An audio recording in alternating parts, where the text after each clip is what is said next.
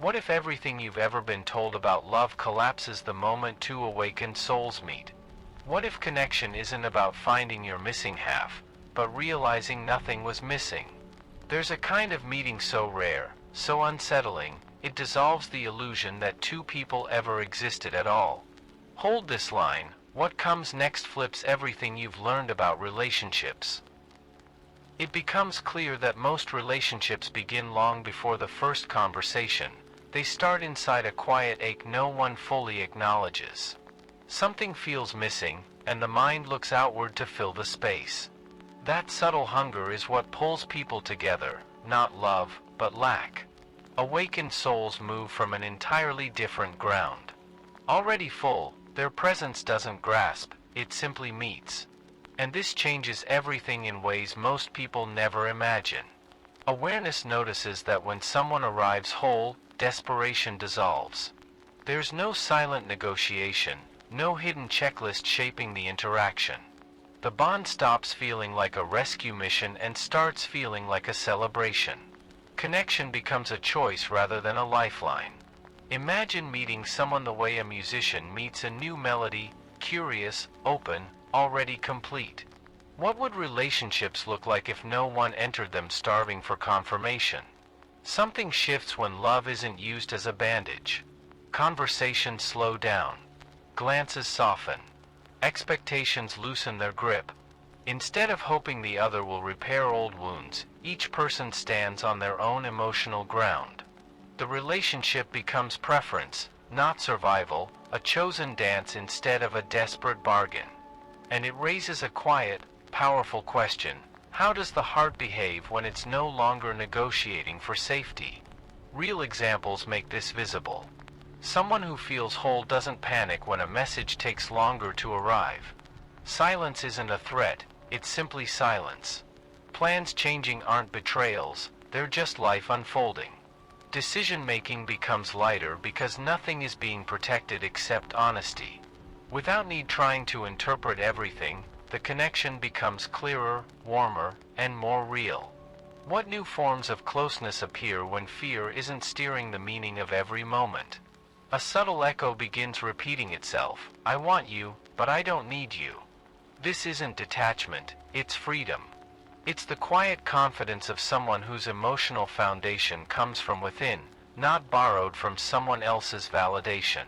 Pressure dissolves, and love becomes something offered rather than extracted. The entire dynamic softens, turning affection into a gift instead of a demand. Isn't it interesting how attraction deepens when nothing is being taken? Then the paradox reveals itself. Wholeness attracts wholeness. Fullness calls fullness. When two people don't need each other to survive, they finally have space to truly meet. Their emotional oxygen comes from within, so nothing suffocates. The bond becomes steady, warm, and magnetic, not because it fills a void, but because it amplifies what's already whole. And this is where appreciation begins to replace extraction, which leads directly into the next truth waiting to unfold. If this is hitting close to home, take a second, like the video, subscribe, and stay with me.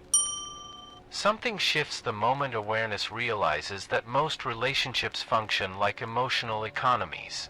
People trade validation, attention, distraction, reassurance. But awakened souls don't arrive with deficits that need to be filled. Their inner cup is already full, so nothing needs to be taken from the other. Presence becomes something to appreciate rather than a resource to consume. It feels like tasting food when already satisfied, enjoyable, not desperate. When no one is secretly trying to extract emotional nutrients, conversations feel different. There's no pressure for constant reassurance, no invisible demand to make the other feel safe, important, or admired. Appreciation takes the place of expectation. Curiosity replaces entitlement. Every interaction becomes lighter, warmer, and more honest. And the mind begins to ask, what happens when relating is no longer a survival strategy? Practical examples make this visible.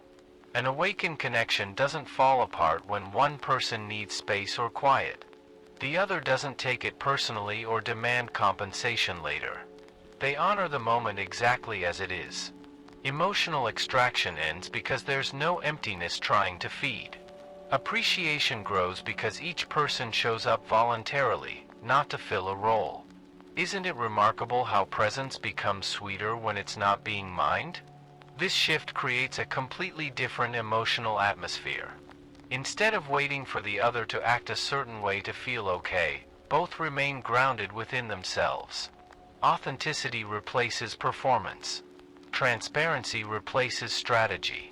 The connection doesn't rely on mood regulation or attention as currency. It becomes an experience to savor, not a transaction to negotiate. And the question rises, what forms of freedom awaken when no one is taking? A subtle truth reveals itself. When nothing is being extracted, everything becomes easier to give. Compliments become sincere, affection becomes gentle, time together becomes nourishing. The entire bond transforms from "what can I get" to "what can I appreciate." This shift creates a gravitational pull, not from need, but from natural resonance. How much of love becomes visible only when the hunger behind it dissolves? And this naturally leads to a deeper understanding. Appreciation and freedom are inseparable. When no one is trying to use the other for emotional repair, a radical spaciousness opens up. This spaciousness becomes the foundation for the next stage, a relationship without clinging, possession, or fear of loss. And it raises a quiet question for what's coming next. What does love become when it doesn't need to hold on? It becomes obvious that relationships rooted in inner fullness don't need control to feel safe. There's no impulse to limit the other, no silent rules designed to prevent abandonment. Freedom becomes the natural expression of trust. Clinging dissolves because nothing inside believes that stability depends on grasping. And the relationship finally breathes without the tightness most people consider normal. When no one is trying to own or shape the other, jealousy loses its fuel. Possessiveness disappears because there's no internal scarcity to protect. The mind stops inventing threats where none exist. The heart becomes spacious, calm, steady. Autonomy becomes an act of love instead of a sign of danger. Isn't it fascinating how freedom becomes the strongest bond when fear stops steering the connection? Real-life examples bring this into focus. One person wants to explore a new hobby, meet new friends, or travel alone. Instead of triggering insecurity, it creates inspiration.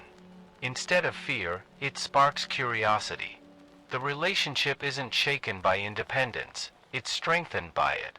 Each person becomes more alive, more authentic, more themselves. What possibilities emerge when connection isn't built on containment? This radical freedom dissolves the power dynamics that poison most relationships. There's no manipulation, no emotional leverage, no keeping score. Conflicts stop turning into battles for control. Each person respects the other's path as sacred and personal. Love stops being a contract and becomes a meeting place. And the question rises, what does commitment look like when it's not enforced by fear?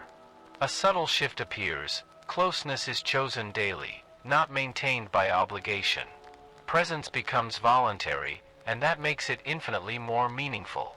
The relationship becomes a living, breathing, evolving space, not a cage pretending to be safety. Freedom becomes the oxygen of the relationship, and it naturally leads to something deeper, recognition. What happens when two free beings see the same consciousness shining through each other? Which is exactly where the journey goes next.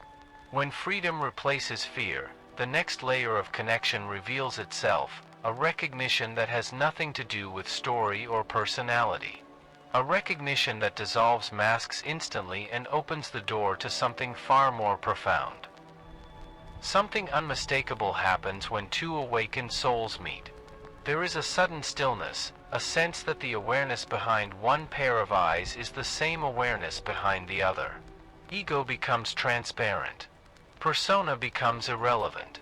Everything superficial loses weight. It's as if consciousness is recognizing itself across two different forms. And this recognition feels like coming home without traveling anywhere. This recognition doesn't rely on shared history or matching preferences. It's not about hobbies, backgrounds, or compatibility charts. It's the pure familiarity of being seen without filters. It's the depth of, I see who you truly are, without needing words. Masks fall away because there's no one left to protect. The meeting becomes a mirror of truth rather than an exchange of identities. Real moments make this clear. Two people sit in silence, and instead of awkwardness, there's expansion. Eyes meet, and instead of tension, there's ease. Stories don't dominate, presence does. The atmosphere becomes transparent in a way ordinary relationships rarely touch. And it invites a deeper question. What becomes possible when people don't meet through ego structures? This recognition removes performance from the relationship. There's no need to impress, entertain, or maintain an image. Vulnerability stops feeling risky. Honesty becomes natural. Authenticity becomes effortless. Even conflict softens because nothing essential is at stake. The connection rests on truth, not identity. And the mind begins to wonder, how much of love was always blocked by the masks people wear? A subtle echo emerges again and again. I know you, not because of your story, but because of what's looking through your eyes. This is not romance, it's reality. It's the meeting of two forms animated by the same underlying presence. It's the end of emotional masquerade. It's the beginning of intimacy that doesn't rely on explanation. How often do people miss this because they're too busy defending their personas?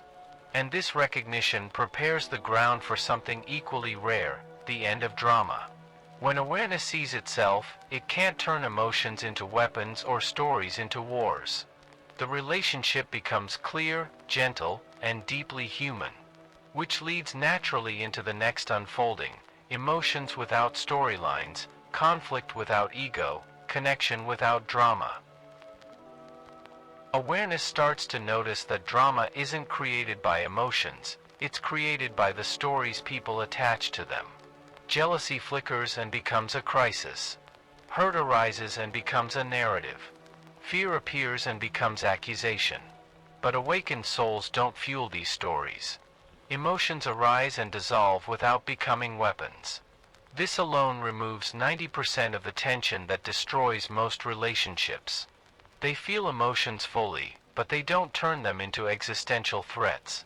A moment of irritation doesn't become a character flaw. A disagreement doesn't become a prophecy of failure. Feelings are waves, not storms.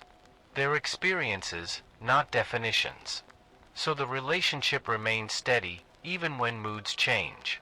What shifts when emotions are honored without being dramatized? Real-life examples show this clearly. If one person feels insecure, they name it gently rather than attack. If sadness arises, it's met with presence rather than guilt. If conflict appears, it becomes conversation rather than combat. There's no need to win because nothing essential is threatened. The relationship becomes a space where emotions can exist without burning the connection down. How rare is a love that doesn't fear its own feelings? Drama fades because ego warfare disappears. There's no scorekeeping. No emotional punishments. No silent treatments. No, you always, or you never. Instead, there's clarity, repair, and responsibility. Mistakes become opportunities to understand, not excuses to dominate. This shift creates an emotional safety most people have never experienced. And it invites a larger question. What becomes possible when connection isn't built on domination?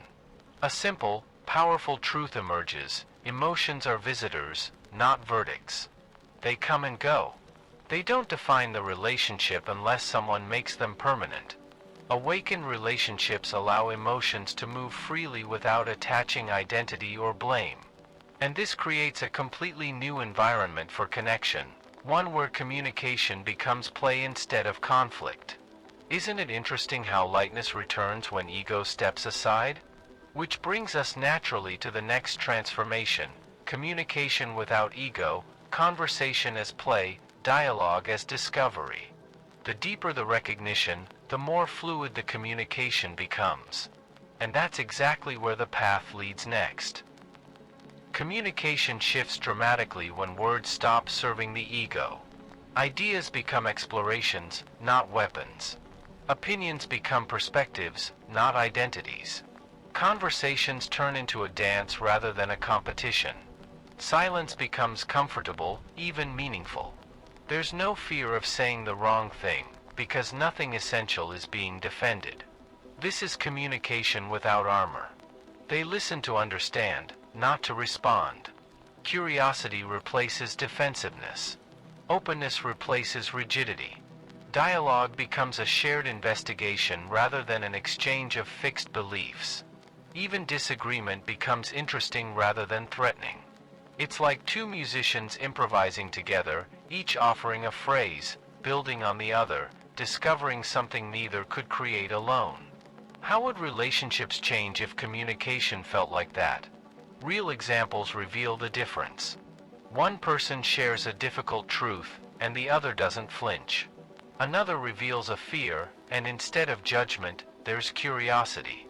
Silence appears, and instead of panic, there's breath. Words stop being used to win, they're used to see.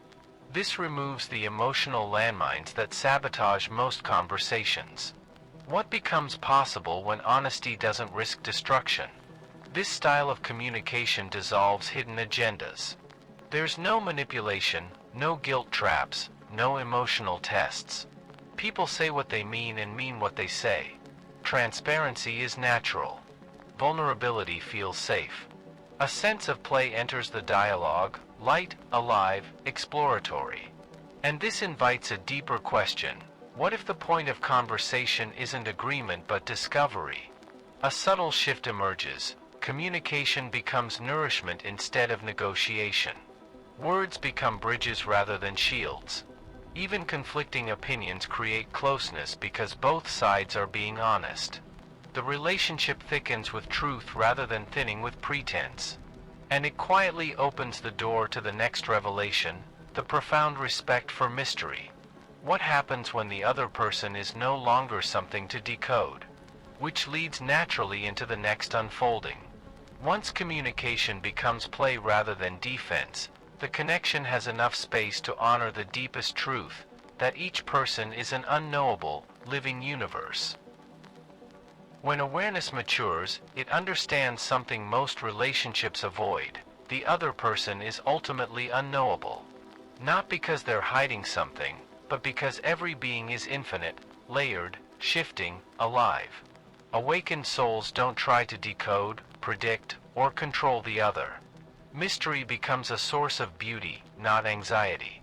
This alone frees the relationship from suffocation. Most people fear the unknown in relationships.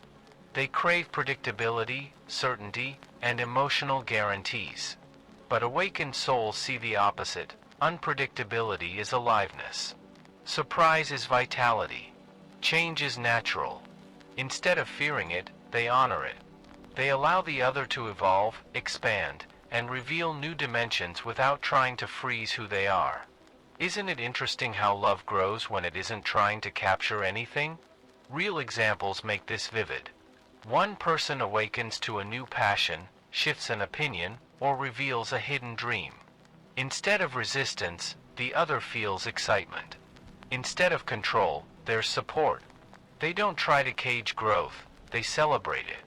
They understand that love isn't about knowing someone fully, it's about allowing someone fully. And this raises a powerful question. What happens when love stops being a surveillance system? Respect for mystery eliminates one of the biggest sources of relational tension, the pressure to be predictable. People feel free to express new sides of themselves without fear of destabilizing the bond.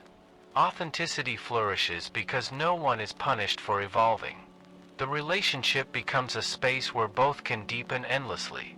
And the mind wonders, how much closeness is lost when people demand certainty? A subtle truth emerges. The more someone is allowed to remain a mystery, the more they reveal themselves willingly. Curiosity replaces insecurity. Wonder replaces suspicion. The relationship becomes a living exploration rather than a static contract. This naturally sets the stage for a deeper intimacy, one that arises not from need, but from full presence. And it invites the next unfolding, intimacy without psychological transaction. Which brings the path directly to the next revelation. When mystery is honored instead of controlled, intimacy becomes something sacred rather than strategic. Intimacy changes completely when it's not being used to soothe insecurity or fill emptiness. It becomes presence rather than performance, exploration rather than escape, connection rather than compensation. Awakened souls don't use the body to fix emotional wounds. They let intimacy arise from curiosity, tenderness, and the simple joy of experiencing consciousness through form.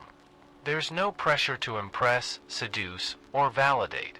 No fear of comparison. No scripts, roles, or expectations. The experience becomes playful, slow, alive. Every moment is chosen, not driven by hunger.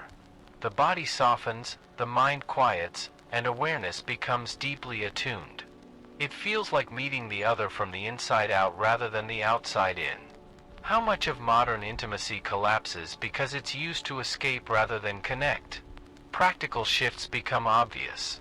Touch becomes communication instead of tension release. Slowness becomes sacred rather than awkward. Breath becomes the guide instead of performance anxiety.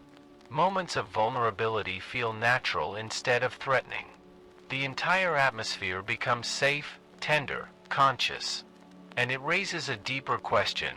How does intimacy change when it's not carrying emotional debt?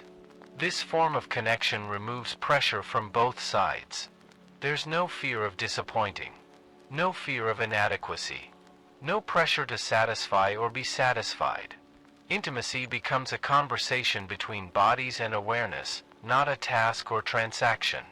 This transforms the entire meaning of closeness. And it leads the mind to wonder, what becomes possible when presence replaces performance? A subtle understanding appears. Intimacy is not about intensity, it's about attunement. It's the soft meeting of two aware beings rather than the collision of unmet needs. This softness creates a deeper, more stable bond, one that doesn't depend on constant stimulation. And this naturally opens the door to the next dimension of awakened relationships, rhythm. What happens when togetherness and distance stop being interpreted as danger? Which brings us straight into the next truth, the natural rhythm that replaces the fear of loss. When inner wholeness is present, the relationship breathes like a living organism. Sometimes it expands, sometimes it contracts. Closeness and distance become natural movements rather than signs of trouble. Awakened souls don't panic when space appears. They don't cling when closeness arrives. They let the rhythm unfold without attaching fear or meaning. This alone removes tremendous pressure. Most relationships fear distance, interpreting it as rejection or disinterest. But awakened connections see it as nourishment. Space allows individuality to breathe. It clarifies the mind, renews desire, restores creativity. Closeness then becomes more alive, not forced. The relationship becomes a tide rather than a trap. Isn't it surprising how much connection strengthens when space isn't feared? Real-world examples show this easily. One person takes time alone, and the other doesn't spiral into insecurity. One feels introverted for a day, and it's not misread as withdrawal. Each honors the ebb and flow without needing explanation. The relationship breathes in harmony with life rather than fighting against it. And this raises a powerful question. How much conflict comes from misinterpreting natural rhythm as danger?